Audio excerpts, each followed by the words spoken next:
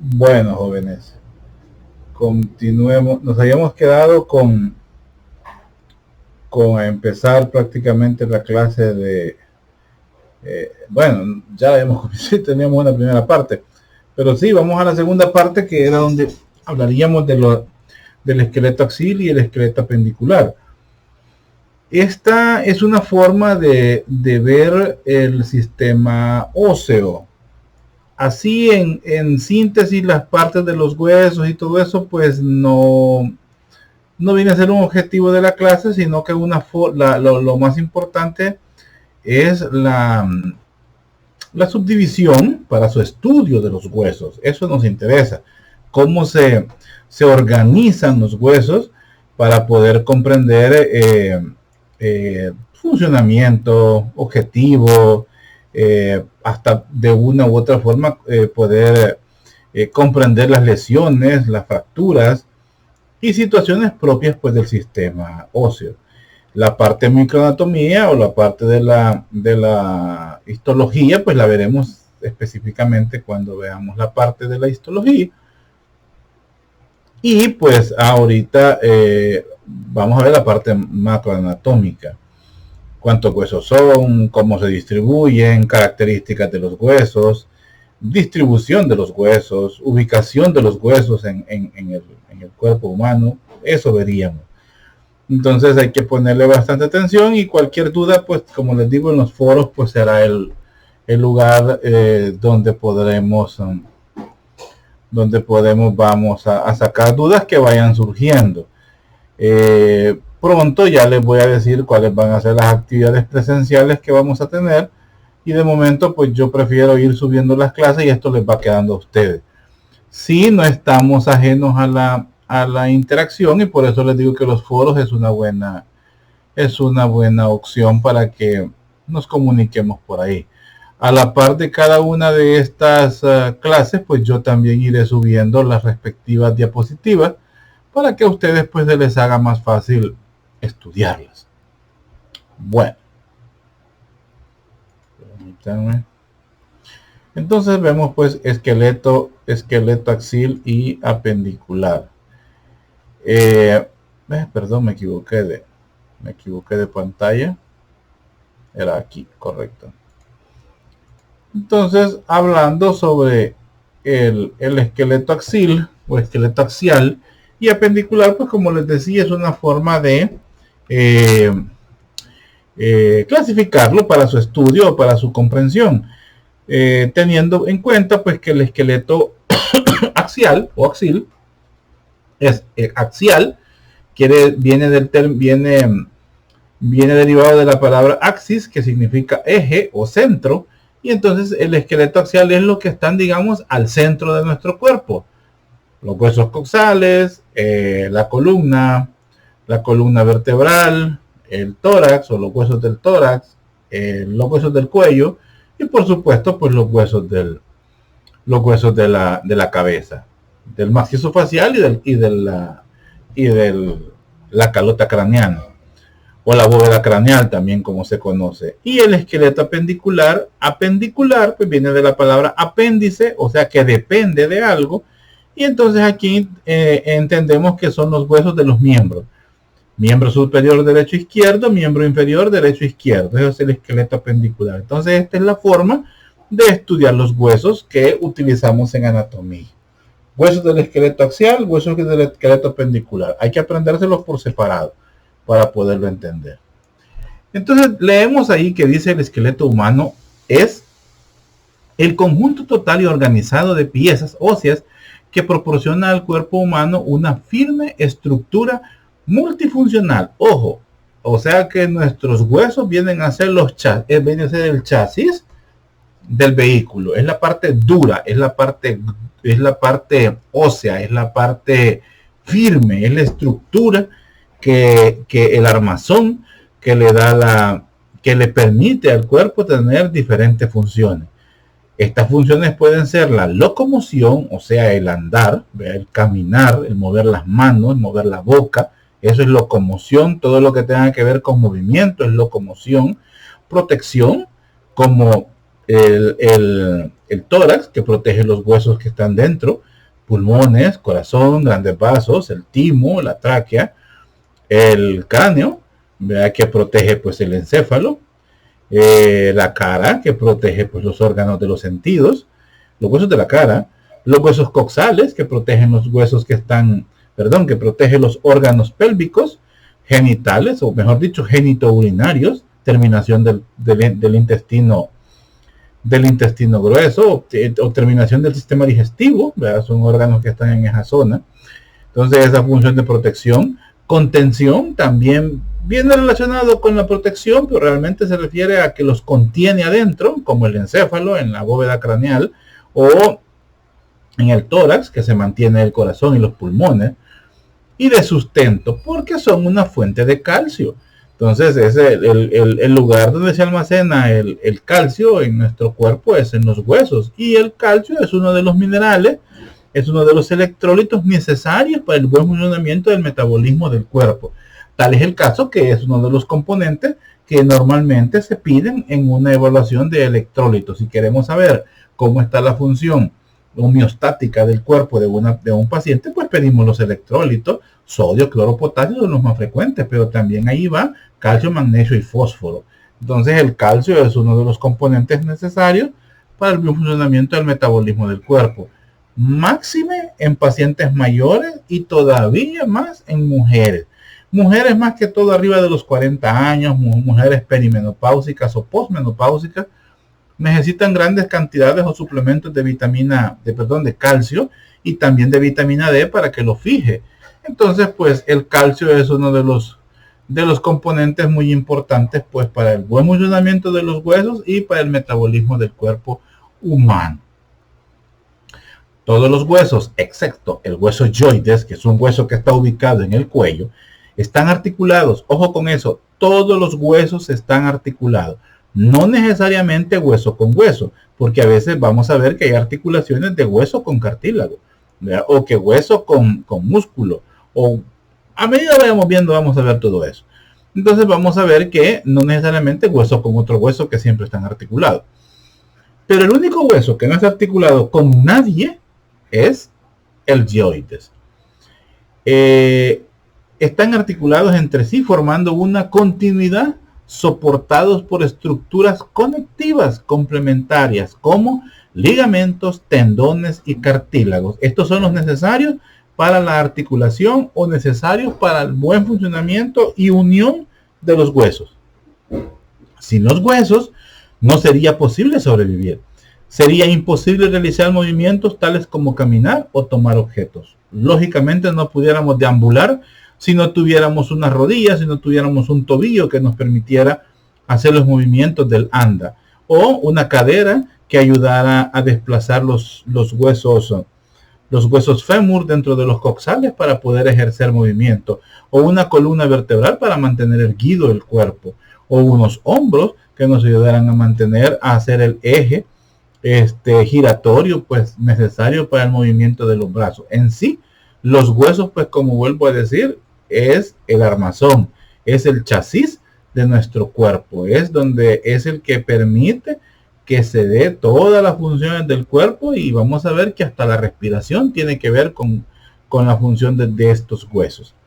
En conjunto, huesos, músculos y articulaciones forman un sistema integrado que se denomina sistema musculoesquelético. O sea, solitos no son los que los mueven, ellos son la estructura rígida que permite el movimiento, pero quien mueve los huesos son los músculos, la fuerza ejercida por los músculos, y quien permite que se muevan en sí son las articulaciones. Esos son tres sistemas que vamos a ver. Ahorita vamos a ver el de la fijeza, el de la rigidez, el que permite que se den ciertas funciones del cuerpo. Como vemos ahí, habla que estos son los huesos del sistema esquelético del adulto. Decimos del adulto porque en el recién nacido la cosa cambia. Primero, los huesos no son huesos así como los vemos en el adulto. Muchos son más que todo cartílago. Al nacimiento, la mayor parte pues son cartílagos. Por ejemplo, los huesos del cráneo son cartílagos. Entonces no se pueden considerar huesos.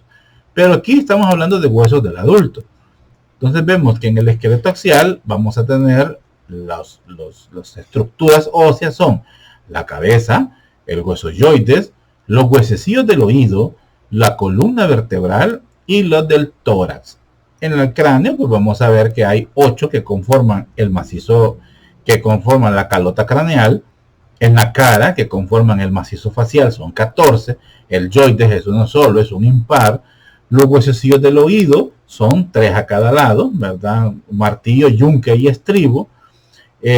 La columna vertebral son 26 vértebras que vamos a encontrar en la, ¿cómo se llama? En la columna vertebral. 26 huesos, perdón. Ojo con eso. Son 26 huesos, pero son 32 vértebras. Eso lo vamos a ver más adelante. Entonces son 26 huesos los que encontramos en la columna vertebral. Y luego vamos al tórax, donde encontramos un esternón, que es un impar, es un hueso ventral, y los 12 pares de costilla, 12 a cada lado. Hacen un total de 80 huesos que conforman el esqueleto axial. Pasamos a ver el esqueleto apendicular. En el esqueleto apendicular vamos a encontrar la cintura escapular, que conforma los hombros, las extremidades superiores, la cintura pélvica, las extremidades inferiores. Entonces, en la cintura escapular encontramos la clavícula, ¿verdad? Que es un huesecillo que está aquí ventral, y la escápula, que en otras literaturas lo vamos a encontrar con el nombre de omóplatos, pero realmente el nombre en anatomía es escápula. Entonces, que son pares, ambos son pares. Entonces tenemos las clavículas ventrales y las escápulas dorsales. Vamos al miembro superior y encontramos el húmero, el cúbito y el radio en posición lateral externa y el cúbito en posición medial. Luego tenemos el carpo, que es lo que conocemos como muñeca. Los huesos del carpo son 16, 8 a cada lado. Luego tenemos los huesos metacarpianos, que son 5 a cada lado, 5 en cada mano, y las falanges, que son 28, 14 a cada lado. Entonces, esos son los huesos de la extremidad superior. Pasamos a la cintura pélvica y aquí encontramos la cadera, la pelvis o hueso coxal. O sea, es lo mismo. En esta literatura nos maneja la cintura pélvica o digamos los huesos coxales como parte del esqueleto apendicular. En otra literatura se encuentran como parte del esqueleto axil. Yo aquí lo dejo como del esqueleto apendicular y así lo vamos a manejar.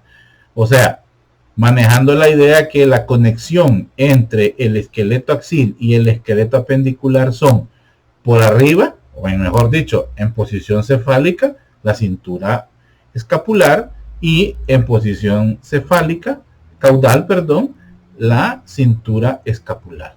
Entonces, pero el hueso que realmente hace la conexión, porque sí se articula, está articulado directamente con el esternón, que es parte del esqueleto axil, son las costillas. Entonces, son las clavículas. Entonces, una pregunta de examen fácilmente podría ser cuál es el nombre del hueso que funciona como un eslabón entre el esqueleto axil y el esqueleto apendicular. La respuesta pues ya se las acabo de dar en este momento. Sigamos. Pasamos a la cintura pélvica, bueno, que decíamos la cadera, y ahí pues vamos a ver los huesos coxales. Fíjense que aquí esto de cadera, la cadera es el área en sí, ¿verdad? Pero hay varios nombres que se le adjudican a estos huesos. En un libro dice coxal, en otro libro dice huesos pélvicos. Huesos pélvicos o cintura pélvica se maneja como una descripción ósea de la zona. Y como hueso coxal se refiere a hueso por separado. Entonces yo así lo manejo. Si quiero decir no digo cintura coxal, sino que digo cintura pélvica. O a veces digo cuáles son los huesos pélvicos. Son los dos coxales. No sé si me entienden eso. Entonces es una forma de referirme. O sea, como término cadera es un término de anatomía de superficie. Como término cintura pélvica es una descripción ósea de la estructura que contiene los órganos pélvicos. Pero como huesos individuales serían huesos coxales. Espero se entienda. Luego bajamos pues a los miembros inferiores y tenemos pues primeramente unido entre el coxal y específicamente por el acetábulo, así se llama la zona donde encaja, donde se articula la cabeza del fémur con el coxal, pues ahí tenemos el fémur. Luego tenemos la rótula, que es el hueso propio de la rodilla, o también en otra literatura lo van a encontrar como patela, y es lo mismo, se refiere a lo mismo. Luego tenemos los dos huesos propios de la pierna que se llaman tibia y peroné. La tibia en posición,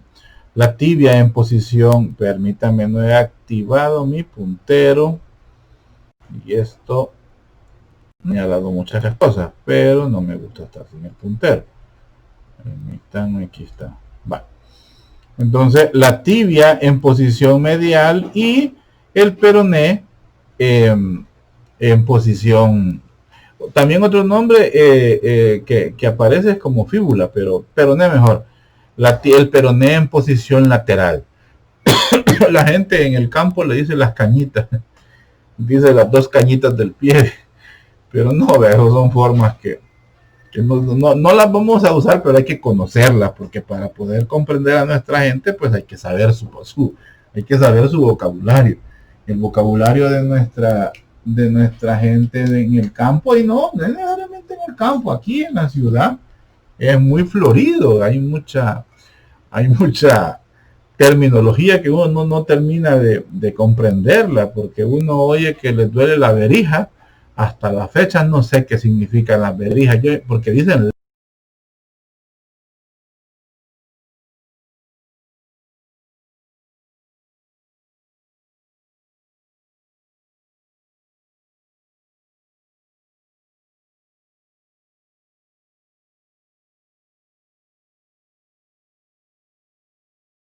lazo, huesos por cada pie. Tenemos los huesos metatarsianos, ¿verdad?, que son los que continúan al pie, ¿verdad?, después del tarso. Los huesos metatarsianos, que son los que conforman el dorso y la planta del pie. Y por supuesto las falanges son los huesos de los dedos, que ahí pues los metatarsianos son 5 a cada lado, perdón. Y las falanges pues que vuelven a ser 14 por cada pie, 28 en total. Cada uno de los dedos pues posee 3 falanges: falange proximal, falange medial y falange distal. Así se clasifica. Solamente el dedo gordo, como le decimos, pero en los pies es el hallux, ¿verdad? Entonces le decimos, el primer dedo, perdón, solo tiene falange proximal y falange distal. Bueno, sigamos.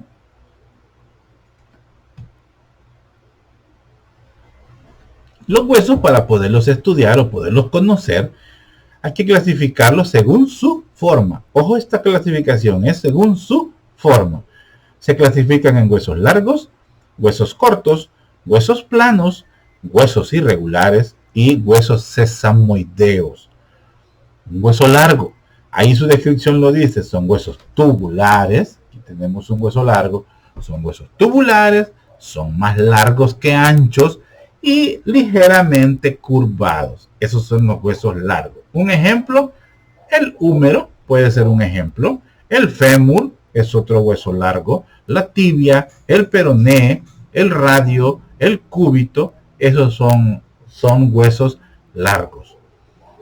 Luego tenemos huesos cortos. Suelen ser, como dice ahí, cúbicos y similares a los anteriores. Ojo con esta situación que dice similares a los anteriores. Lógicamente no quiere decir que son largos, no. sino que cuando dice huesos cortos, sí se refiere, por ejemplo, a los huesos ahí nos está enseñando, por ejemplo, a los huesos del carpo. Ahí está el trapecio, son huesos de la muñeca. Ahí está el escafoide, el semilunar, el pisiforme, el piramidal, el trapecio, el trapezoide. Todos esos tienen formas de cubos, como que si fueran unos daditos. Pero también podemos involucrar como hueso corto, y ahí es donde nos dice, similar a los anteriores. Similar porque puede ser menos ancho y más largo, pero son pequeños. Aquí entran las falanges en los huesos cortos. Aquí entrarían las falanges como huesos cortos. No pueden ser huesos largos, porque ahí tienen ustedes la imagen de cómo se ve ese hueso húmero. Miren cómo se ven los huesos de la mano, son huesos más pequeños. Bueno, mírenselos ustedes en la mano, cada uno de los pliegues que tenemos en la mano, en un dedo, por ejemplo, véanse el dedo índice. Al verse el dedo índice van a ver que hay 3 pliegues. Cada uno de esos pliegues mide aproximadamente 1 pulgada. Entonces, este pliegue en la falange distal, por ejemplo, el último pliegue hasta la punta del dedo, ese es una falange, es la falange distal del índice. Entonces, ese hueso es delgado, pero no es largo. Entonces puede entrar en los huesos cortos, para que vamos más o menos ubicándonos. Porque ya me ha quedado que en otras clases, pues, me piensan que solo los huesos del carpo, vea, pueden ser huesos cortos. No, hay huesos delgaditos, pequeños, que entran dentro de los cortos. Otro hueso que pudieran entrar ahí, pues también los huesos de la mano. Pueden ser otros huesos que pueden entrar en esa clasificación.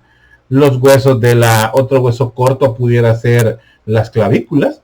Puede ser otro hueso que puede entrar en esa clasificación como huesos cortos, porque son pequeños. Entonces, pues, son cortos, ¿verdad? Pasamos a los huesos planos. Generalmente son delgados. Cumplen una función primordial de protección y a la vez presentan gran superficie de inserciones musculares. Aquí nos pone el ejemplo del esternón. Vea, es el hueso que está al frente, es el hueso más anterior del cuerpo, más, ¿cómo se llama? Ventral del cuerpo, y constituye pues parte de la línea media del tórax. Es un hueso plano, es un hueso delgado, como dice ahí.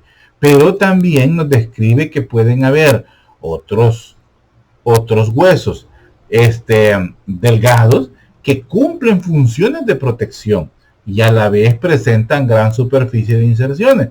¿Cuál otro hueso largo, otro hueso plano pudieran ser? Las costillas. Las costillas es otro ejemplo de huesos, de huesos planos que tienen pues ¿cómo se llama? Tienen función de protección y a la vez pues tienen inserción para los músculos intercostales. Hay 3 capas de músculos intercostales que están ¿cómo se llama? Que se originan y se insertan en las costillas. Pero además, vamos a ver allá por anatomía 2, cómo hay músculos de la pared abdominal que se insertan también o se originan en las propias costillas. Los huesos oblicuos, vea, mayor y menor del abdomen, el recto abdominal, los rectos anteriores del abdomen también, los músculos transversos del abdomen, el músculo cuadrado del abdomen, son músculos que se insertan. Y también vamos a ver que hay otros músculos propios de la pared torácica, como los serratos anteriores, serratos posteriores, los axilares, y bueno, hay un sinfín de músculos que más allá lo vamos a ir viendo, que se insertan o se originan en las costillas. Entonces, según la definición, las costillas entran en huesos planos también. Hay algunos huesos del cráneo que pueden ser considerados como huesos planos, aunque ahí vamos a ver que también entran en la categoría de huesos irregulares. Pero como huesos planos del cráneo pudiéramos involucrar, por ejemplo, al hueso a los huesos parietales, a los huesos temporales, pudiéramos involucrarlos como al hueso frontal, pudiéramos involucrarlos como huesos planos, porque cumplen la función de ser protectores y también de tener inserciones. Posiblemente piensen en el hueso parietal, que es la propia cachucha del cerebro, por decir así. Estoy utilizando términos así ahorita porque es la primera clase y quiero que me entiendan. Pero más allá ya no voy a utilizar eso. No, mentira, siempre se me sale. Es una forma de relajar un poco la clase y de que se dé a entender más. Porque tiene la función, los huesos parietales, de proteger el cerebro, de proteger el encéfalo, los temporales también, el frontal también.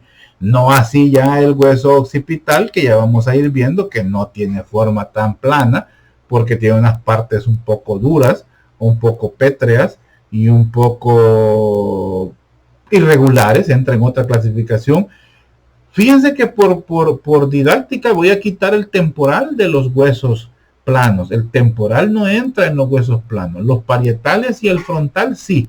Dejémoslo como huesos planos. Los otros quitémoslo. Bueno, irregulares. Los irregulares pues muestran formas complejas que no encajan en las descripciones anteriores.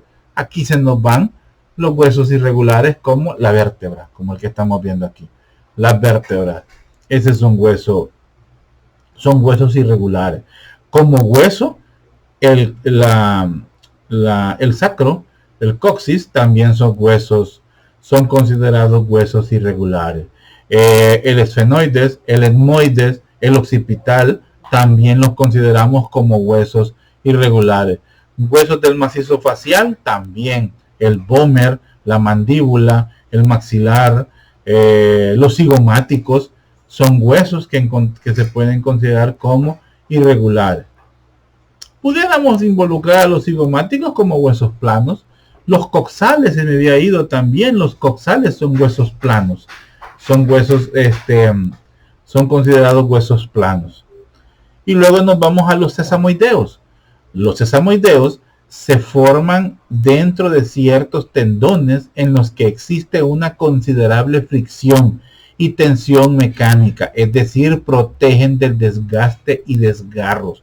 Ellos vienen a ser como lugares de paso o vienen a tener una acción como de protección dentro de las articulaciones, dentro de un tendón. En el tendón rotuliano, que es la unión o es la confluencia de los 4 músculos del cuádriceps femoral, el recto anterior, recto lateral, recto medial y vasto intermedio, son los músculos del cuádriceps femoral, son los músculos propios del muslo. Estos se unen llegando hacia la rodilla y hacen un tendón, se llama tendón rotuliano. Entonces, este tendón rotuliano, adentro se encuentra la patela o se encuentra la rótula, que es un hueso sesamoideo. Así también encontramos huesos sesamoideos en las articulaciones de la mano. Ahí también encontramos algunos huesos sesamoideos en las articulaciones de las falanges o de los del carpio, entre los huesos metacarpianos y las falanges se encuentran a veces huesos sesamoideos, que como dice ahí, es para darle fijeza y darle protección a la articulación. En anatomía muchas veces se utilizan cosas, no sé, cotidianas o cosas de la vida. Acuérdense que cuando se empezaba el estudio del cuerpo humano, pues no había mayores términos, no había mayores conocimientos, y las cosas se comparaban con cosas que se veían en el ambiente. Por ejemplo, la rótula, que es, por eso dicen huesos sesamoideos, casi todos tienen la misma forma.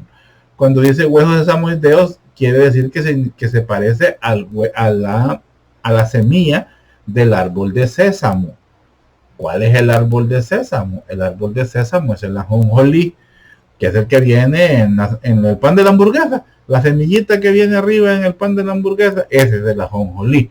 O en otros lugares se conoce como la semilla de sésamo. Entonces, supuestamente, a mí nunca me ha parecido que esto se parezca a una semilla de sésamo. pero como yo no soy el que le puso el nombre, pues ni modo, así me lo tengo que aprender. Pero así vamos a ir viendo varias cosas más adelante que tienen el nombre según la forma que al que lo vio se le ocurrió y le puso ese nombre, pero no necesariamente que le parezca al 100, ¿verdad? Pero bueno, sigamos.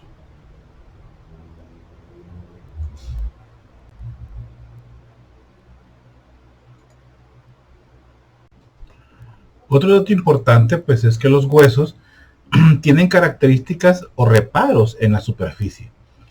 Estos pues son particularidades que le permiten al hueso pues adaptarse a cumplir funciones específicas. Estas irregularidades o también llamados reparos son situaciones propias de cada hueso, no repetibles aún hasta en los mismos, hasta en huesos similares, que le permiten ser puntos de inserción, ser puntos de ser puntos de anclaje, ser puntos de origen, servir como vías de paso, servir como situaciones de protección. Entonces, puntos de reparo que son importantes conocerlos para cada hueso, porque de ahí estos son los puntos, en el caso de los músculos, de origen o también el punto de inserción. Situaciones también que vienen a orientarnos en función de cada una de las acciones que ejercen los músculos sobre los huesos. Pero en este caso, pues estamos hablando del sistema óseo y veríamos estos puntos de reparo en la superficie, que pueden ser de dos tipos, como nos dice ahí en la diapositiva. Pueden ser depresiones u orificios. Una depresión puede ser un desnivel o una profundidad o una concavidad en el hueso, o ser específicamente un orificio, o sea, una zona que comunique de un lado hacia el otro lado. ¿Qué permiten estos puntos de reparo? Permiten el paso de tejidos blandos. Tejidos blandos pueden ser músculos, tejidos blandos pueden ser ligamentos, tejidos blandos puede ser sistema nervioso, un nervio, un tendón. Ahí está, vasos sanguíneos, nervios, ligamentos y tendones, y forman articulaciones. Esa es otra función que tienen las depresiones y los orificios. Estos, por ejemplo, orificios, un lugar muy rico en orificios es, por ejemplo, el macizo facial y en la base del cráneo. En la base del cráneo hay un sinfín de orificios que permiten el paso de los nervios que vienen desde el encéfalo o desde la médula desde el tallo encefálico, o médula oblonga, hacia inervar pues zonas propias del macizo facial, por donde viene el nervio olfatorio, el nervio óptico, el nervio facial, el nervio ¿cómo se llama? Glosofaringio, el nervio vago, el nervio accesorio, son los pares craneales. Estos nervios utilizan esos orificios de la base del cráneo para pasar desde la bóveda craneal hacia el macizo facial o hacia el cuello, hacia donde se dirijan. Otras estructuras o ¿cómo se llama? O tejidos blandos, puede ser las arterias carótidas, la vena, ¿cómo se llama? La vena, se me fue. La arteria, la carótida interna, la carótida externa y la vena yugular, que son las que llevan y traen sangre hacia el cerebro. También utilizan agujeros para tener acceso hacia la bóveda craneal. Al igual en el macizo facial vamos a encontrar algunos agujeros o algunas depresiones, por ejemplo a nivel del cráneo, donde se alojan los senos venosos. A nivel del cerebro, cuando veamos arterias y venas, vamos a ver que a nivel cerebral pues no es tanto como venas específicamente las que traen la sangre, sino que allá se utilizan unos reservorios que se llaman senos, y esos senos pues utilizan depresiones a nivel de la base del cráneo para alojarse. Ya lo vamos a ver más adelante. Otro de los reparos que encontramos, el otro tipo de reparos que encontramos en los huesos, pues son las apófisis, proyecciones o excrescencias.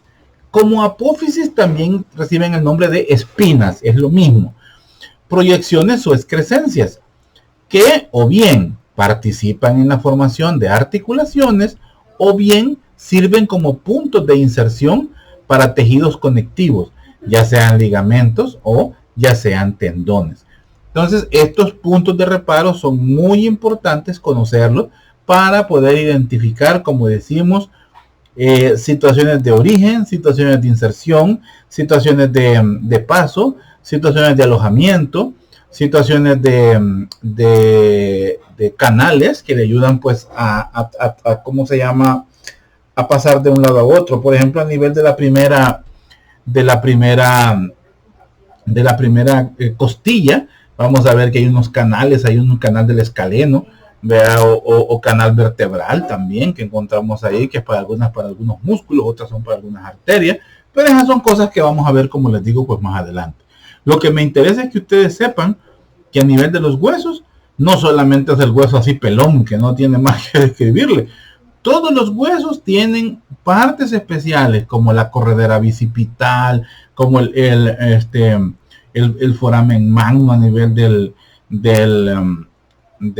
hueso occipital, la corredera bicipital a nivel del hueso húmero. Vamos a ver el trocánter mayor, trocánter menor, por ejemplo, en el fémur. Vamos a ver algunos foramen rasgados a nivel del macizo facial. Vamos a encontrar el agujero obturador en un hueso coxal. Podemos encontrar los maleolos, que son proyecciones. Los maleolos a nivel de los huesos de la tibia y del peroné. También vamos a encontrar maleolos en el radio y en el cúbito. Y así, diferentes partes. Ahora bien, posiblemente a nivel de teoría es poco lo que tendríamos que tocarlos, aunque sí los utilizamos mucho, pero esta es una parte que más se describe en macroanatomía.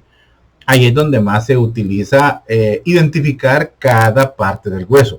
No es objetivo de esta clase hablar de cada parte del hueso. O sea, no voy a agarrar un hueso húmero y a decir, esta es la cabeza, estos son los trocánteres, el troquítero troquín, estos no son los malévolos, estos no son ¿cómo se llaman? Los cóndilos lateral y medial. No voy a hablar de eso, o la fosa holocraniana, no voy a hablar así específicamente. Lo voy a ir tocando porque es parte de la clase. Pero la descripción de hueso por hueso, eso ya es parte del laboratorio. Ahí ya no van a ver ustedes las funciones, que es lo que yo les hablo, o la clasificación, allá van a ver hueso por hueso.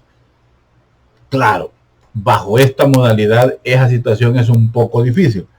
Pero jóvenes tenemos que adaptarnos y tenemos, por ende, dar el máximo para poder comprender más las cosas. Sigamos. Aquí, esta es una lista de los reparos de la superficie ósea. Ojo, todo esto está en su libro de texto. Oigan, ahí lo pueden buscar. Por ejemplo, depresiones u orificios. Ahí dice la definición. Sitios que permiten el paso de tejidos blandos, nervios, vasos sanguíneos, tendones o forman articulaciones. Ejemplo, fisura, foramen, fosa, surco, meato. Estos nombres frecuentemente los vamos a utilizar y van a ver ustedes de que algunas se repiten, no necesariamente de uso en hueso, o sea, de uso óseo. También lo utilizamos en la descripción de la anatomía. Cuando veamos, por ejemplo, anatomía del sistema urinario, allá en anatomía 2, van a ver que hablamos de meatos, ¿verdad? O a nivel del ¿cómo se llama? A nivel del macizo facial, vamos a ver como decimos meato acústico interno, meato acústico externo, y me estoy refiriendo al agujero de entrada del oído y al agujero de salida del oído. Y es un meato. Por eso es que es necesario que tengamos un libro de diccionario, que ya les vuelvo a repetir, el Mosby es la mejor opción, y si no, pues el Dorland. Pero son libros que los pueden encontrar en línea. Entonces hablamos de una fisura, y dice que una fisura es una pequeña hendidura presente entre partes adyacentes de dos o más huesos y atravesada por vasos sanguíneos o nervios. Por ejemplo, la fisura orbitaria superior del hueso esfenoide. Eso lo vamos a ver hoy. El foramen, un orificio a través del cual pasan vasos sanguíneos, nervios o ligamentos, el foramen óptico. La fosa, una depresión poco profunda. Una fosa no tiene salida, solo es una depresión, como dice ahí. La fosa coronoidea del húmero. La fosa poplitea, por ejemplo, es parte del fémur. El surco, una ranura sobre la superficie de un hueso donde descansan vasos sanguíneos, nervios o tendones. El surco intertubercular del húmero, o también llamada corredera bicipital. Más cuando ya veamos anatomía del miembro superior, ahí nos va a interesar qué cursa por en medio de esa corredera bicipital. Perdón. Y un meato es un orificio tubular, o sea, este no es un hoyo específicamente, este es como una caverna, un agujero, y hay un trayecto y sale al otro lado. Es, como dice ahí, es como un tubo. Entonces, el conducto auditivo externo del hueso temporal, del que les estaba hablando. Apófisis. Apófisis son proyecciones o excrescencias de un hueso que forman articulaciones o constituyen puntos de fijación para tejidos conectivos, tales como los ligamentos y los tendones. Por ejemplo, apófisis que forman articulaciones, los cóndilos. Cóndilo es una protuberancia grande y redonda con una suave superficie articular externa. Hablamos de los cóndilos laterales del fémur. Las carillas. Carillas son superficies articulares suaves, plana y ligeramente cóncava o convexa. Esta la vemos, por ejemplo, en las vértebras. La cabeza de un hueso, es una apófisis articular. Ojo con eso, la cabeza es una apófisis. Generalmente redondeada que se apoya sobre el cuello de un hueso. La cabeza del fémur, la cabeza del húmero, la cabeza o el cóndilo de la cabeza, perdón, se me fue. La cabeza de la mandíbula, o también llamada cóndilo. Luego tenemos pues apófisis que constituyen puntos de inserción para tejidos conectivos. Las crestas, los epicóndilos, la línea, las apófisis espinosas, estas también son de las vértebras, los trocánter, que son proyecciones muy grandes, estas son propias del fémur, el tubérculo, es una proyección redondeada y de tamaño variable, y la tuberosidad, que es una proyección rugosa y de tamaño variable. Todas estas estructuras, como se fijan ahí, son propias de los huesos, pero un hueso tiene más. Puede tener tanto cabeza, bueno, tiene cabeza, puede tener carillas, puede tener cóndilo, puede tener líneas, puede tener fisura, puede tener un trocante, o sea, se pueden tener varios puntos de reparo. Cada hueso puede tener varios puntos de reparo. Por ejemplo, el fémur, el húmero, tiene muchos puntos de reparo. Tiene fosa, tiene cabeza, tiene troquita, tiene troquín, tiene corredera, tiene apófisis, ¿verdad? Entonces, y tiene epicóndilos también. Entonces tienen varios puntos de reparo. Sigamos. Los huesos del esqueleto axial protegen muchos de los órganos del cuerpo. El cerebro, la médula espinal, el corazón y los pulmones. Eso protegen los huesos del esqueleto axial. La cabeza está formada por 22 huesos. Permítanme que aquí estoy perdido con una cosa. Esto ya. Vale. La cabeza, como dice ahí, está formada por 22 huesos que se agrupan en dos categorías. Los huesos del cráneo, ¿verdad? O estos, huesos del cráneo, y los huesos de la cara. Los huesos de la cara, esos son los huesos de la cara, o los huesos del macizo facial. ¿Cuáles son los huesos del cráneo? Impares. El frontal es un impar. El occipital es otro impar. El etmoides es un impar y el esfenoides es otro impar. Pares son los parietales y los temporales. Esos son los huesos del cráneo. Los huesos de la cara. Tenemos los huesos propios de la nariz, o también llaman el nombre de nasales, los lacrimales, no lagrimales, sino que lacrimales, los palatinos. Miren, pueden que lo vean en otra literatura como lagrimales, pero aquí yo lo utilizo como lacrimal. Dos huesos palatinos, dos cornetes nasales inferiores, el vómer, el maxilar superior, dos cigomáticos y un maxilar inferior o mandíbula. Vale. Esto último lo pongo porque asiste en el libro. Pero desde ya lo digo porque a nivel médico no se usa maxilar superior ni maxilar inferior. Usamos maxilar y ya entendemos que es el superior, y mandíbula y ya se sabe cuál es la mandíbula. No hay que decirle maxilar inferior. Entonces, mandíbula y maxilar solamente.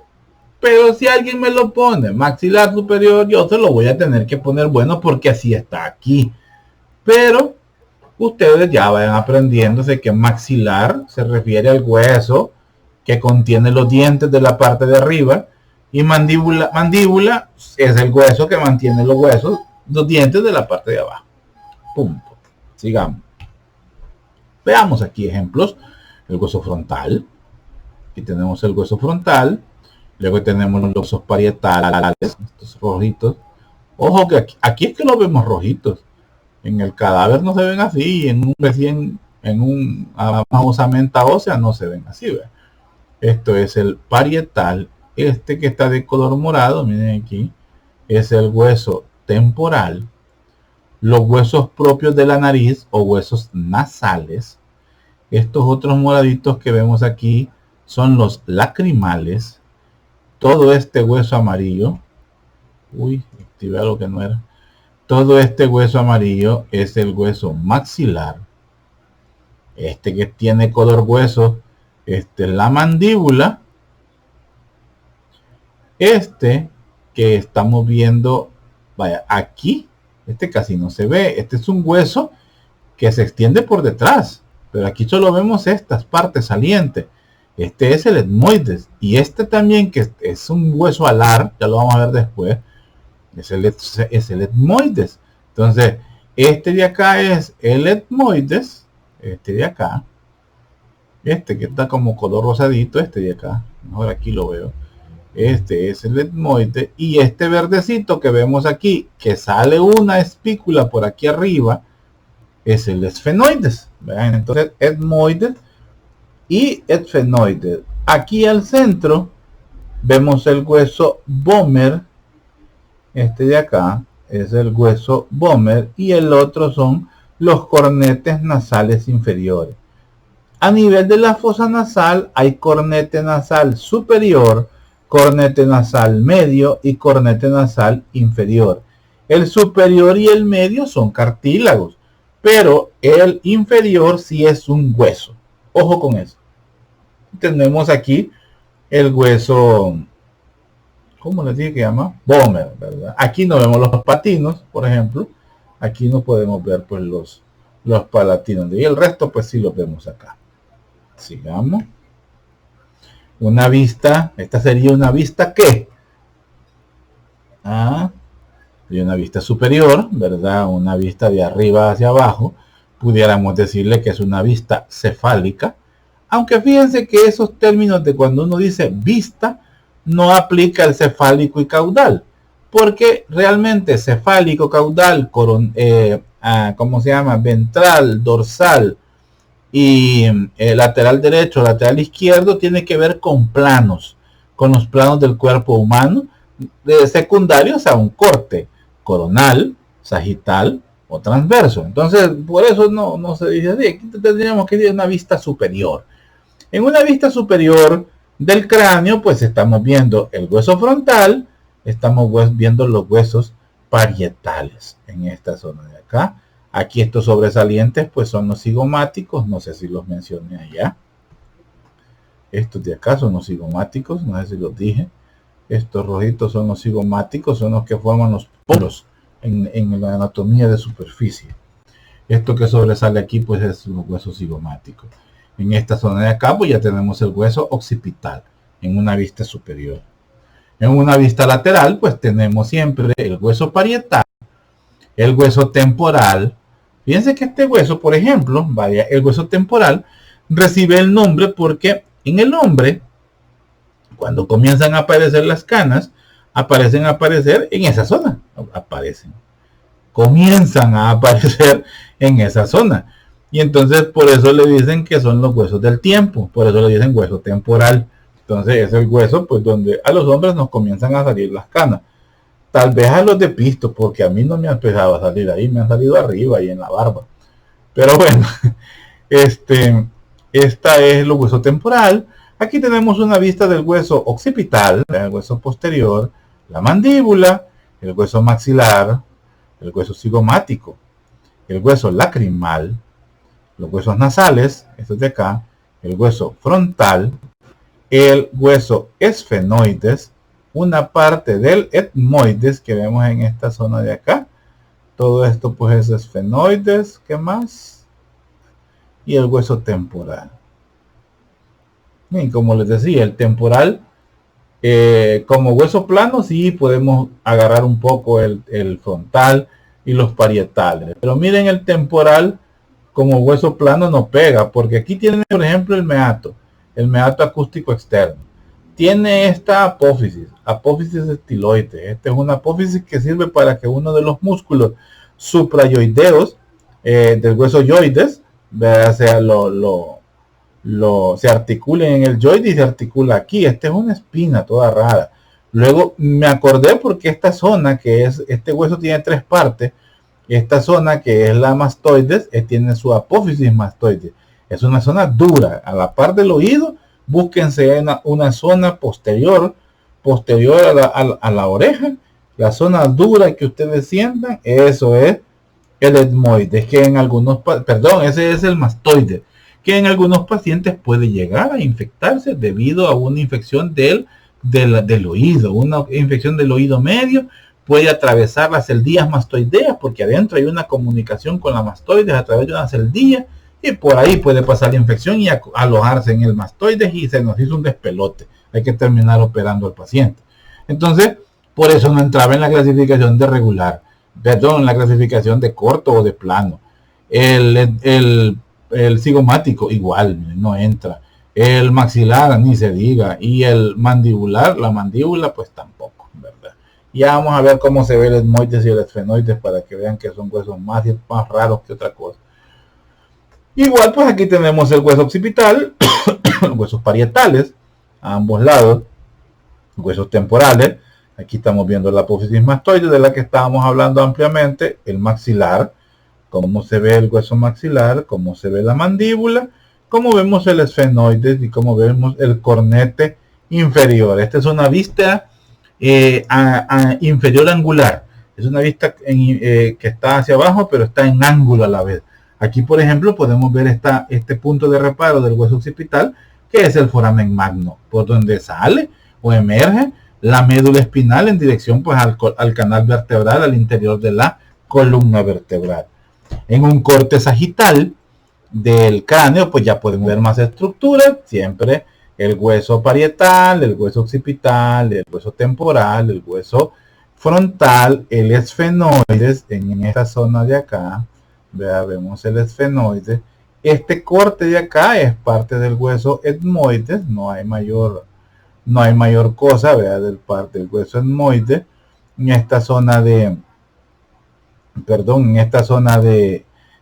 acá pues es del etmoide.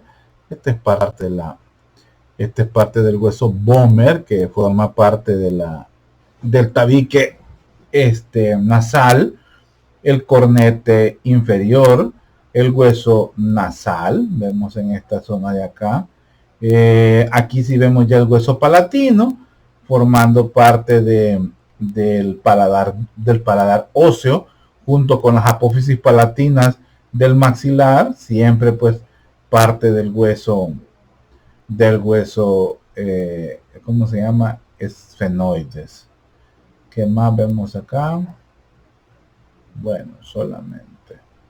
Algo muy importante es que estos huesos, lo frontal con el parietal, temporal, occipital, y también aquí en este caso el esfenoide, tienen puntos de inserción entre ellos.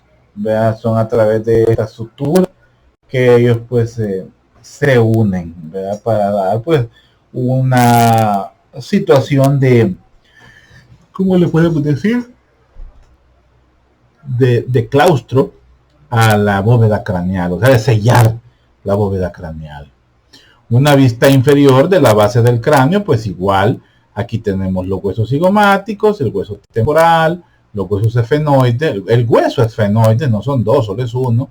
El hueso esfenoide, el palatino, las maxilares, ¿verdad? Con sus apófisis palatinas. Aquí tenemos las apófisis cigomáticas también del maxilar, el temporal, parte del frontal en esta zona de acá. Sigamos. Aquí estamos viendo cómo se ve el esfenoides, para que yo les digo yo, uno de los esfenoides, no, es un solo hueso. Como ven, pues tiene alas, ¿verdad? Tanto mayores como menores, y se encuentra completamente incrustado al centro, así como lo vemos aquí. Así está el esfenoide. Entonces, siendo una de las partes importantes del piso de la bóveda craneal. Así, este es un corte transversal, donde se ha retirado esta parte del cráneo. Se ha retirado esta parte del cráneo y vemos la base del cráneo en este caso. Le han quitado el techo. Esto es occipital, esto es etmoides, esto es esfenoides, esto es temporal, esto es parietal, esto es occipital. Y aquí pues vemos las partes del esfenoide. Ahí pues como podemos ver, el esfenoide pues forma parte de la fisura orbital superior, se encuentra en la parte posterior de la órbita. Vamos a ver que tiene las apófisis pterigoides. Estas apófisis van por detrás. Estas apófisis van por detrás, pero ya en la parte posterior de la cavidad bucal. Lo vamos a ver más en esa zona. Otro corte sagital, pues para poder ver el hueso etmoides, que es un hueso pues que está, como ustedes lo ven así, en esta zona está el hueso etmoides. Es un hueso pues en el centro prácticamente. Está con conexión directa pues con el frontal y parte de la zona del nasal. Las partes óseas de los cornetes superior e inferior son partes del hueso etmoide. Pero de las cosas más importantes de él es la lámina cribiforme. Es en esta zona de acá se encuentra una lámina o una zona donde esta es una vista superior del hueso, donde vemos estas celdillas. Y aquí vemos un seno, aquí vemos una depresión. Sobre esta depresión descansa los bulbos olfatorios. Los bulbos olfatorios son las zonas de relevo de donde el nervio olfatorio pues obtiene la información proveniente de la cavidad nasal. Entonces, a través de estos agujeritos que vemos acá, por ahí se van los nervios, las terminaciones nerviosas hacia la cavidad nasal para registrar los olores principalmente.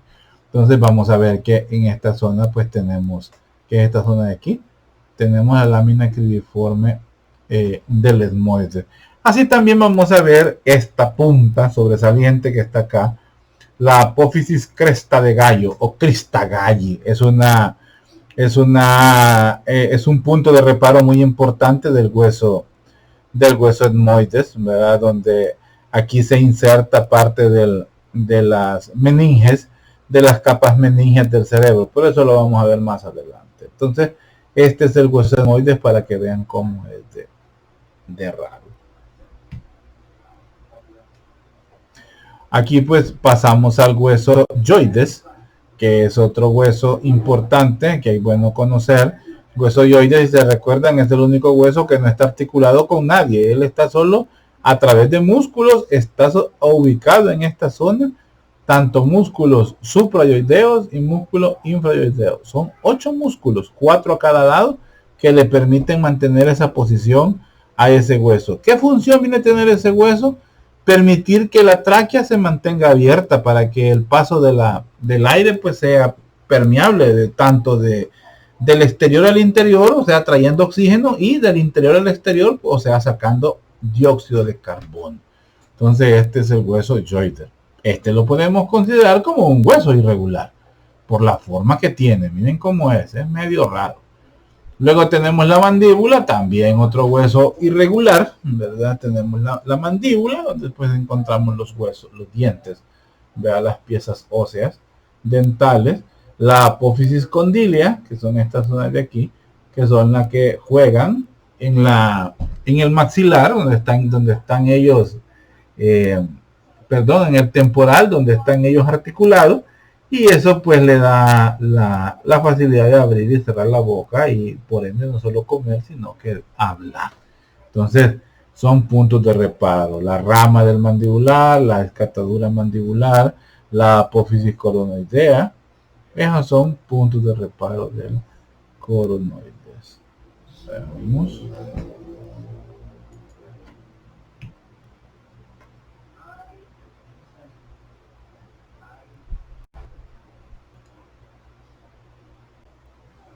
Siempre hablando del esqueleto axial, pues pasamos a la columna vertebral.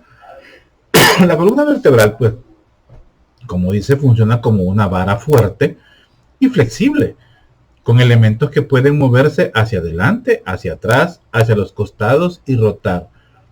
Prácticamente lo que nos quiere traducir esa aseveración es que la columna es una estructura altamente o con mucha movilidad. En la práctica, o sea, al querer hacer, permítame, quiero hacer un cambio aquí.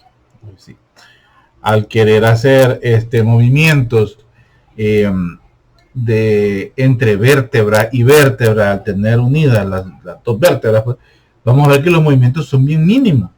La diferencia es que el movimiento al que se nos describe de tanto de flexión lateral y flexión lateral, flexión anterior, flexión posterior, movimientos de rotación, son en conjunto, es en toda la estructura, con mínimos movimientos que permiten entre vértebra y vértebra. La suma de todos estos movimientos es la que permite la amplitud de funciones que puede generar nuestro cuerpo gracias a la flexibilidad de la columna. Claro, tiene sus límites, tiene limitantes, tiene estructuras que se encargan de evitar esa sobreextensión, ¿verdad?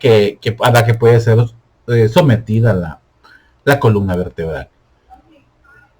Además de rodear y de proteger la médula espinal, la columna vertebral sostiene la cabeza y sirve como punto de inserción para las costillas, la cintura pélvica y los músculos de la espalda y de los miembros superiores.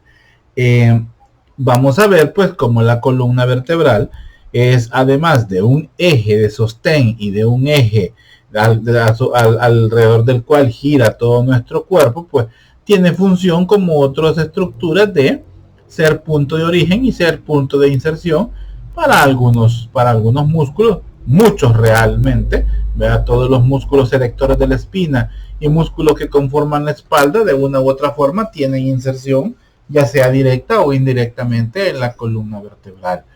La cintura pélvica, pues los huesos coxales se adhieren y hacen articulación pues con el hueso coxal, ¿verdad? Para hacer la articulación con el hueso coxal, con el hueso sacro, ¿verdad? Para hacer la articulación pues de la cadera completamente, o de la cintura pélvica. Al nacer, o sea, cuando nacemos de feto recién nacido, nacemos con 33 vértebras, pero ya en el adulto son 26. Se las dejo de tarea, investiguenme cuál es la diferencia. Tenemos pues ojo, al nacer tenemos 33 vértebras, pero en el adulto ya solo tenemos 26 vértebras. ¿Por qué razón solo tenemos 26 vértebras? Esa es la pregunta. O la otra sería, ¿por qué al nacer son 33 vértebras y en el adulto ya solo son 26 huesos? Esa es otra pregunta. Es la misma realmente. Bueno, tenemos pues 7 vértebras cervicales, 12 vértebras torácicas o dorsales, 5 vértebras lumbares, 5 vértebras sacras y 4 vértebras coxígeas. Esas son las vértebras en total que tiene la columna vertebral. Sigamos. Aquí vemos una columna vertebral. Esta es una vista anterior, esta es una vista lateral. Decimos anterior porque le estoy viendo la concavidad al sacro. Si la viéramos posterior, le vería la convexidad al sacro. Entonces, pues esto es una vista anterior. Aquí están todas las vértebras. Vea cuáles son todas las vértebras en esta zona. Esta es una vértebra típica. Una vértebra típica tiene un cuerpo en la parte anterior y en la parte posterior tiene un arco. Así se clasifica la vértebra. Un cuerpo anterior y un arco en la parte posterior. Ahora, las vértebras son diferentes según la ubicación en la que estén. Una vértebra cervical es muy diferente a una vértebra lumbar. Una vértebra torácica es muy diferente a una vértebra cervical. Y así sucesivamente. Algunas el cuerpo es más grande, por ejemplo en las lumbares el cuerpo es más grande.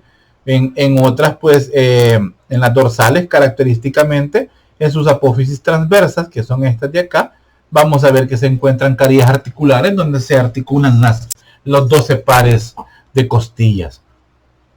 Las vértebras cervicales, pues, característicamente tienen un agujero ¿cómo se llama? En la parte en arco. Vea que es un agujero necesario por donde cursa la arteria vertebral. Eso lo vamos a ver más adelante. Entonces lo importante es que veamos pues las partes principales de una vértebra. El cuerpo de la vértebra, el foramen vertebral, que es este de acá, foramen vertebral por donde pasa la médula espinal. Vamos a encontrar el pedículo, que es la parte por la cual se une el arco con el cuerpo, es el pedículo. Vamos a encontrar carillas articulares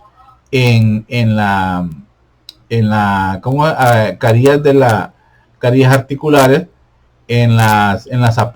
carillas de la apófisis articular superior. Vamos a encontrar aquí, y también hay unas inferiores que son estas de acá. Entonces tenemos las carillas que estas sirven para hacer las articulaciones cigapoficiarias. Son las articulaciones sinoviales con mucha movilidad que existen entre la unión de una vértebra con otra vértebra. En el arco pues vamos a encontrar las apófisis transversas, que son estas, y la apófisis espinosa, que va hacia la línea posterior. Entonces estas son las partes de una vértebra. Todas las vértebras tienen estas características, ¿verdad? Solo que algunas poseen más, otras pues poseen menos. Esta es una articulación de una vértebra superadyacente con una adyacente. Vemos cómo se da la unión entre vértebras, cuerpo y cuerpo, y esto se da gracias a un anillo intervertebral. Es un anillo fibroso, como vemos aquí, que es una forma de articulación que existe. Entre ambas uniones se forma lo que ya conocemos como foramen intervertebral, porque en una vértebra sola lo conocemos como escotadura, a esta zona de acá. Así se le llama, la escotadura. Entonces aquí pues ya uniéndose las dos, se forma el foramen intervertebral, que es la zona por donde emergen todos los nervios espinales, los nervios que van a ir a inervar cada una parte del cuerpo. En este caso, por ejemplo, pensando que es una vértebra dorsal, va a ir a inervar los músculos de la respiración, va a ir a inervar músculos torácicos posteriores, músculos torácicos anteriores. A través pues de este agujero emergen esos nervios. Estas son las articulaciones del cuello. Aquí vemos todas las 7 vértebras cervicales, son vértebras especiales. Vamos a ver cómo ellas pues tienen la apófisis espinosa, es diferente, es una apófisis bífida. Vea, es prominente. La de la vértebra 7, la más grande de todas, la apófisis espinosa, y por eso se llama prominente. Se le llama a la vértebra cervical 7. Y las dos características vértebras cervicales son el atlas, que es la que se articula con el hueso occipital a través de las carillas occipitales, y por abajo tenemos al axis, que es el que le hace el cuerpo al atlas. El atlas no tiene cuerpo, sino que esta parte que se llama apófisis odontoides, porque tiene forma de diente, que forma parte del axis, es el cuerpo de la vértebra atlas. Entonces esta es la articulación atlanto axial, en la articulación atlantoaxial, o sea, entre la vértebra axis y el atlas. Y la articulación entre el atlas y el occipital es la articulación atlanto-occipital. Vemos el sacro, ya como sus 5 vértebras pues fusionadas completamente, y por abajo pues vemos el coxis. Ahora bien, el coxis a veces solo presenta 3 vértebras, porque la 1 y la 2 se fusionan, y solo queda la 3 y la 4. La más funcional es la C, la axis 1, es realmente la funcional del coxis, la que hace la articulación entre el sacro y el coxis, la sacrocoxigia. Esa articulación pues es la coxis número 1, es la vértebra pues más representativa y con más función, y las otras dos pues a veces pueden estar hasta suprimidas, pueden hasta faltar. Acordémonos que el coxis es un vestigio primitivo pues de la cola que algún día pues tuvimos, si consideramos que somos originarios de los primates, ¿verdad? Entonces pues la cola pues ya no nos nace, espero, solo Goku.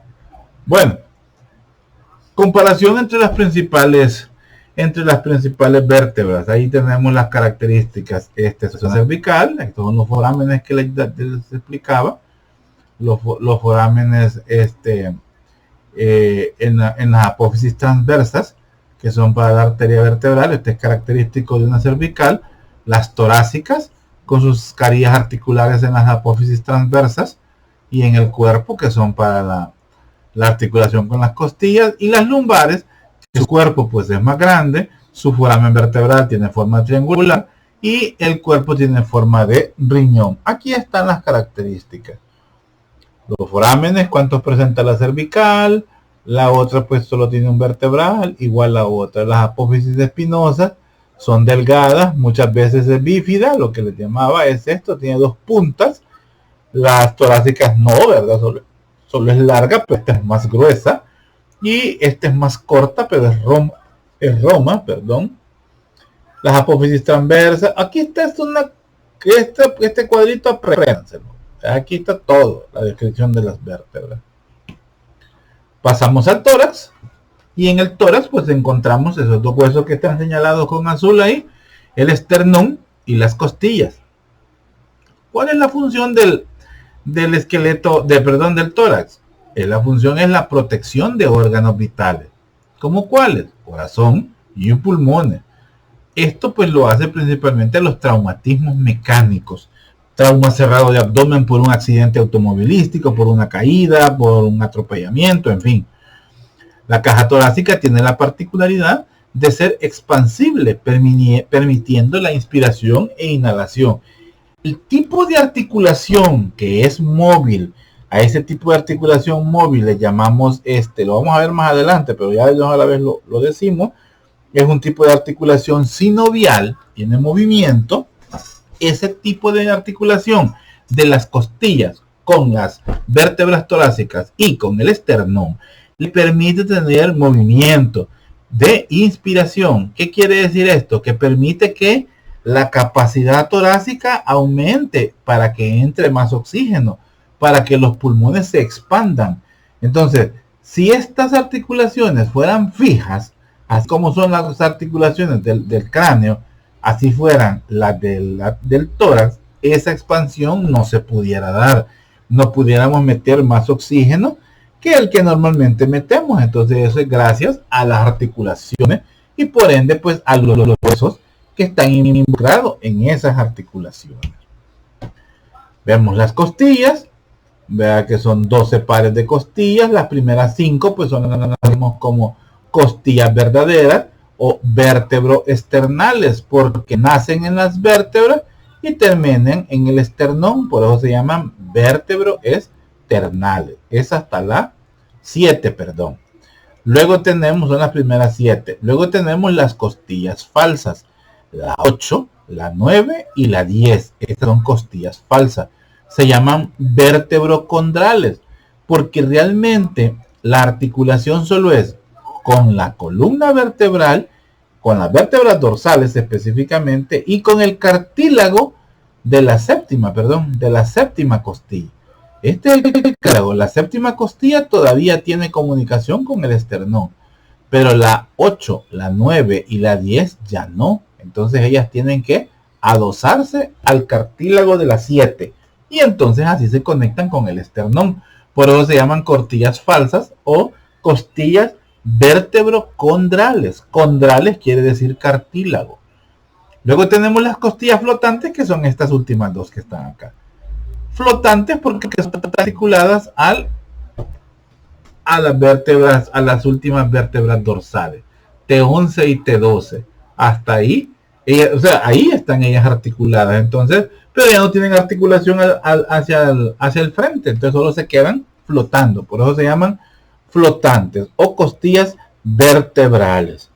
Aquí vemos cómo en el caso de las dorsales, las dorsales se articulan pues con una costilla. Vemos las partes de la costilla.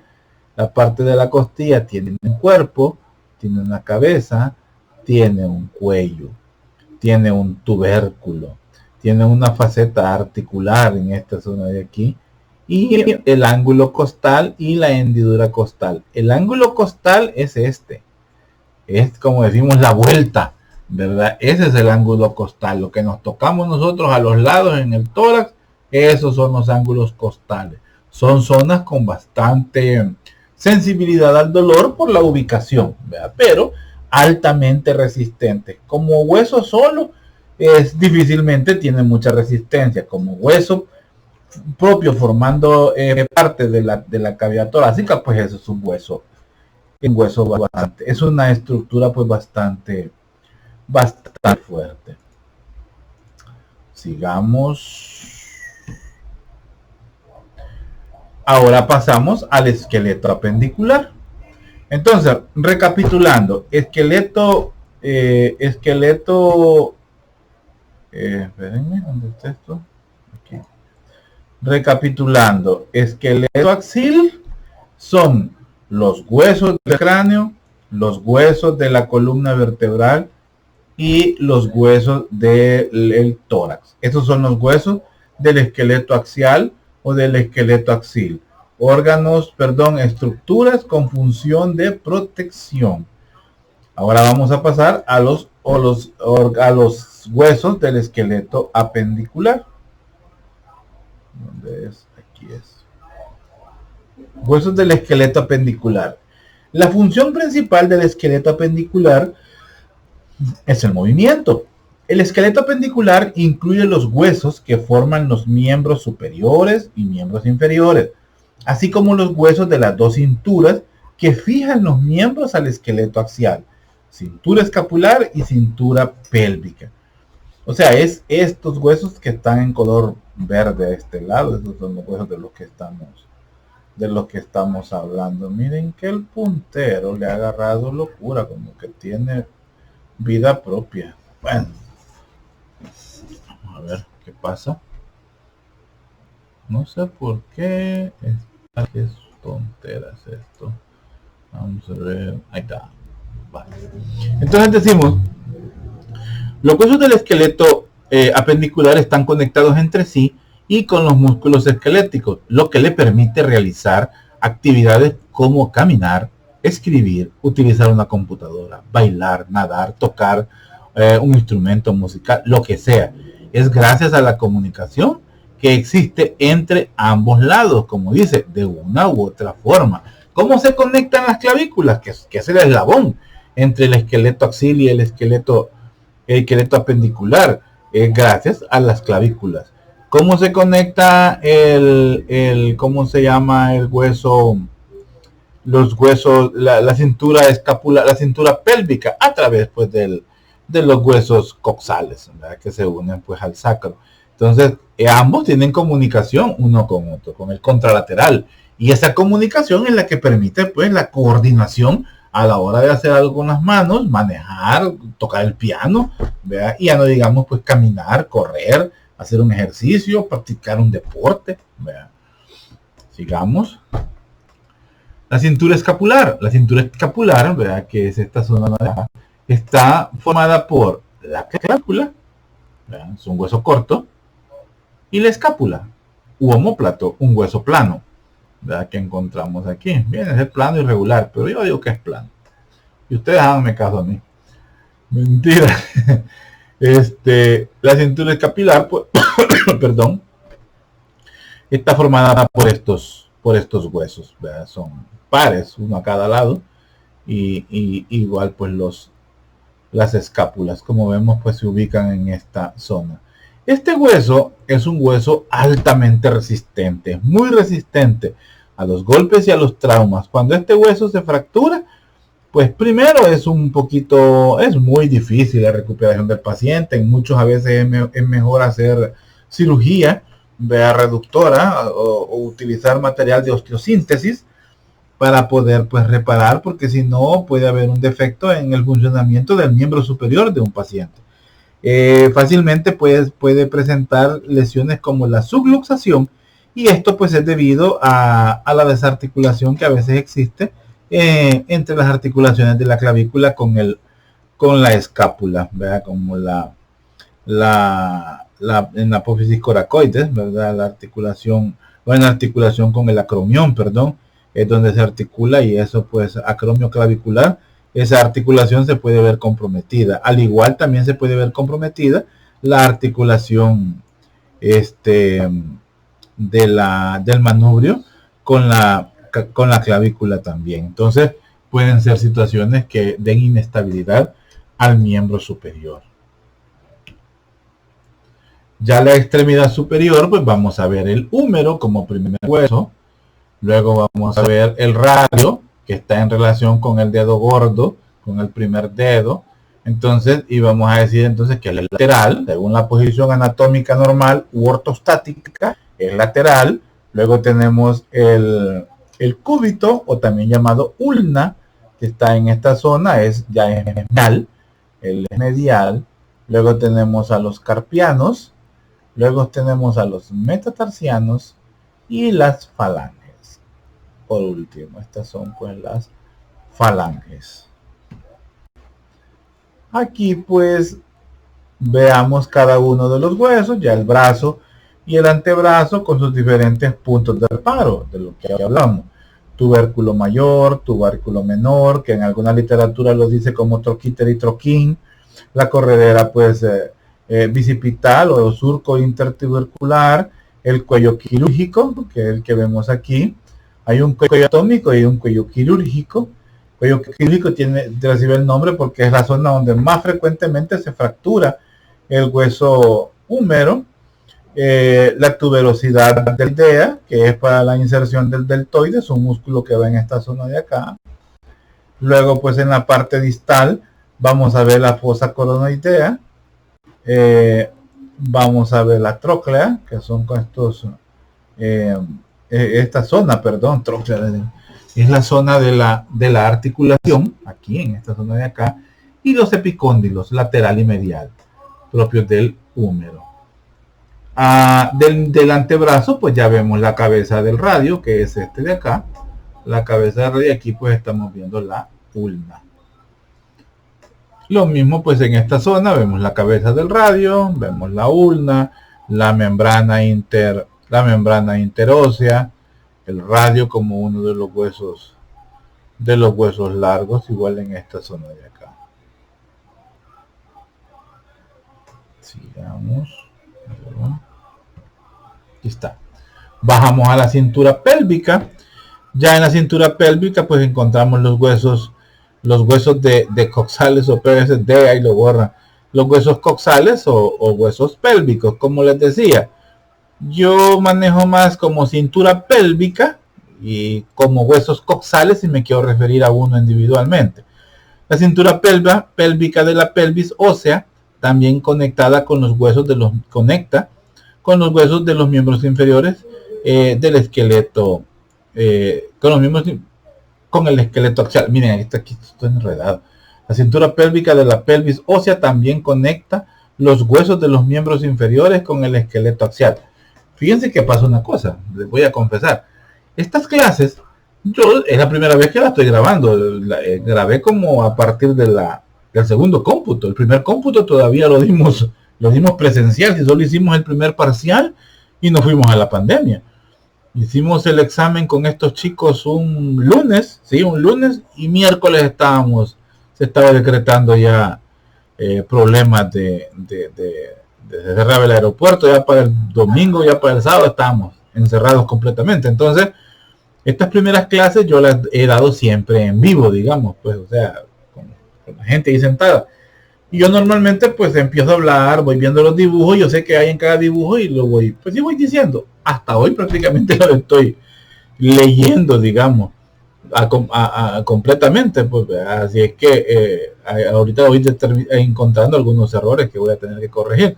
Pero bueno, lo que les estoy diciendo con la cintura pélvica pues es el otro eslabón que permite unir a los huesos de la cintura pélvica con el esqueleto axial, pues a través del sacro. Sigamos. La extremidad inferior, pues siempre hablando del esqueleto apendicular, toda la extremidad inferior. Primeramente vemos un fémur, la rótula, hablamos de huesos de samoideo, la tibia y el peroné, huesos largos, los huesos del tarso, los metatarsianos y los huesos del carpo. Las falanges, las falanges. Aquí viendo específicamente el muslo, este es el muslo y esto es la pierna. Entonces decimos que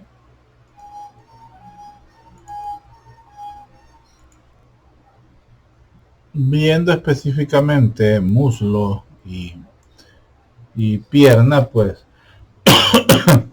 en el muslo, pues como único hueso el fémur, hueso largo, el más largo del cuerpo, con sus particularidades óseas como los trocánter mayor y menor, la línea intertrochantérea, me parece trabalengua, son estructuras propias pues para inserción de músculos tanto que vienen de la parte abdominal, ahí vamos a ver eso más adelante, como músculos que originan hacia la parte propia del muslo. En la parte posterior pues vemos la cresta intertrochantérea, que es diferente. Adelante es una línea, atrás es una cresta intertrochantérea necesaria para músculos propios del bíceps femoral. Tuberosidades glúteas, por ejemplo, esta línea que está, la línea áspera, donde se origina, por ejemplo, un músculo de nombre semimembranoso. Hay otro semitendinoso, lo vamos a ver más adelante. Estoy queriendo avanzar y no es esa la idea. En la parte distal, pues los tubérculos, ¿verdad? Los tubérculos del abductor, los epicóndilos lateral y medial. En esta zona, pues la rótula de la cual ya hablábamos y la fósea intercondilia, que la encontramos en esta zona de acá, y los epicóndilos. En el anatomía de superficie, esta zona se la llama la fosa poplitea. Eso se ve en anatomía de superficie. Pasando a la pierna, pues vemos como la ubicación lateral del peroné y la ubicación interna pues de la tibia, con la membrana interósea, ¿verdad?, que ayuda a mantener unidas estas estructuras, tal cual lo veíamos entre el radio y el cúbito. La tuberosidad tibial es una zona pues muy prominente de la tibia, muy dolorosa, por cierto. Vea los cóndilos lateral y cóndilo medial pues de la tibia, la cabeza del peroné en esta zona, y los maléolos medial y el maléolo lateral propio del peroné y propio de la tibia, y por supuesto los huesos del tarso. La rótula, hueso samoideo, su caría articular para el cóndilo femoral medial, porque con él es el que se articula con el cóndilo femoral medial, la base de la rótula y el vértice de la rótula. Los huesos del tarso, los huesos del pie, como lo vemos aquí, son los huesos del tarso, los huesos del metatarso y los huesos, las falanges. Y bueno, jóvenes, posiblemente se siente esto bastante pesado, pero no lo es. Ustedes verán que no lo es. La primera clase sí se siente. Las demás son peores. No, mentir. Va a ser, yo sé que pues mucho más fácil. La clave es esta. Aquí está la clave, jóvenes. Que ustedes sepan aprovechar esto y no pierdan su tiempo. En esto está la clave. Si ustedes saben hacer esto, vamos por buen camino. Si ustedes pierden la brújula, si ustedes pierden el tiempo, lo van a llorar. A último momento querer meter tanta información de una sola vez y más que se parece, uy Dios, es muy difícil. Entonces yo les aconsejo que desde ahorita vayan haciendo ya un plan de estudio, un plan de aprovechamiento del tiempo, porque realmente después va a ser muy difícil que podamos sacar tiempo, sacar espacio para poder estudiar todo, máxime que la carga pues va aumentando, no va disminuyendo, las materias no se van volviendo más fáciles, sino que realmente se van volviendo más difíciles. Así que en la medida que ustedes le dediquen, así la van a sentir pues más fácil realmente las situaciones propias de esta materia. Entonces, les agradezco la atención, les agradezco el tiempo que le dedican y cualquier cosa pues en los foros, cualquier duda, pregunta, molestia, lo que sea, pues también está, bueno, voy a hacer grupos, como, bueno, ustedes van a hacer los grupos y nos vamos a comunicar. Yo espero ya esta semana poderme nivelar con todos los compromisos propios de la universidad, porque no me gusta estar en el aire. Y bueno, vamos a caminar pues bien. Cuídense mucho, con eso terminamos la primera clase. Nos salió en 2 sesiones, casi siempre así me pasa. En 2 sesiones se van.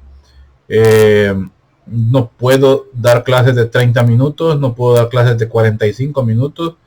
Trato que por lo menos cada clase no pase de 1 hora 30 para que no se sienta tan tedioso.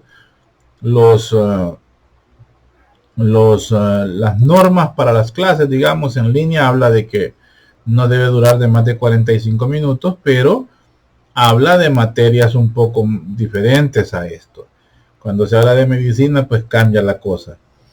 Entonces yo no puedo darles clases de 15 minutos. Sé que hay docentes que hacen eso, espero que no sean de los vuestros. Pero clases de 15 minutos, clases de media hora, no sé qué puedo decirles en ese tiempo.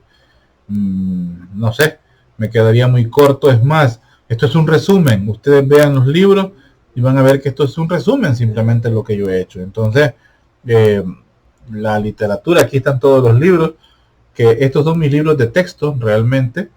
El Grey Anatomía, el ¿cómo se llama? El Moore de Anatomía con Orientación Clínica, y la fisiología, los principios de anatomía y fisiología de Tórtora. Son libros que a mí me gusta utilizar y como libro de texto para los laboratorios, pues y yo sé que el doctor sabe usar pues ¿cómo se llama? El Prometheus. Yo lo utilizo también para algunas láminas, aunque si se fijan a veces, bueno, en estas casi son prácticamente todas son de libros, pero van a haber otras clases que yo las busco en línea, porque a veces en los libros no está muy explicada. Y por supuesto su manual de macroanatomía. No sé cómo está funcionando con ustedes esto del manual. Es un compendio que han hecho sacado de la literatura donde está todo y sirve pues para los laboratorios, pero no sé cómo van a trabajarlo con ustedes. Eso no me compete a mí. Así es que nos vamos a quedar pues hasta aquí, y cualquier cosa pues como le vuelvo a repetir pues a través del foro o de algún mensaje pues directo que quieran que quieran hacerme. Cuídense mucho, jóvenes. Nos vemos próximamente, nos veremos pronto. Estudien y cualquier duda, preocupación, lo que sea, pues háganmelo saber. Estoy a sus órdenes. Cuídense, que descansen. Salud.